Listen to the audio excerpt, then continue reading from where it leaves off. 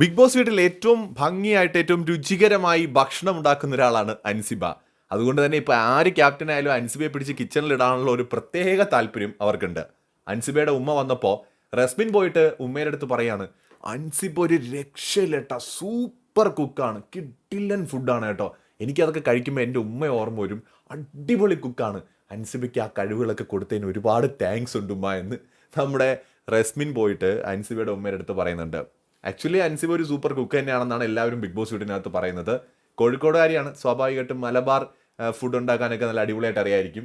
അപ്പോൾ അതുകൊണ്ട് തന്നെ ഒറ്റയ്ക്ക് താമസിക്കുന്ന ആൾ കൂടിയാണ് അൻസിബ. ദുബായിലാണെന്ന് തോന്നുന്നു വർക്ക് ചെയ്യുന്നത്. അപ്പോൾ അതുകൊണ്ട് തന്നെ ഒറ്റയ്ക്ക് താമസിക്കുന്ന ആളാകുമ്പോൾ സ്വന്തമായിട്ട് ഭക്ഷണം ഉണ്ടാക്കി കഴിച്ചേ പറ്റുള്ളൂ. അപ്പോൾ ആരും ഉണ്ടാക്കി കൊടുക്കാനൊന്നും അവിടെ കാണില്ല. അപ്പോൾ സ്വാഭാവികമായിട്ട് സ്വന്തമായിട്ടൊക്കെ ഉണ്ടാക്കി ഉള്ള ഒരു എക്സ്പീരിയൻസ് ഉണ്ടാവും. എന്തായാലും ബിഗ് ബോസ് വീട്ടിൽ എല്ലാവർക്കും അൻസിബയുടെ ഫുഡ് ഭയങ്കര ഇഷ്ടമായിട്ടുണ്ട്. അൻസിബ ഒരു കിടിലൻ കുക്കാണെന്നാണ് അവിടെയുള്ള എല്ലാവരും പറയുന്നത്.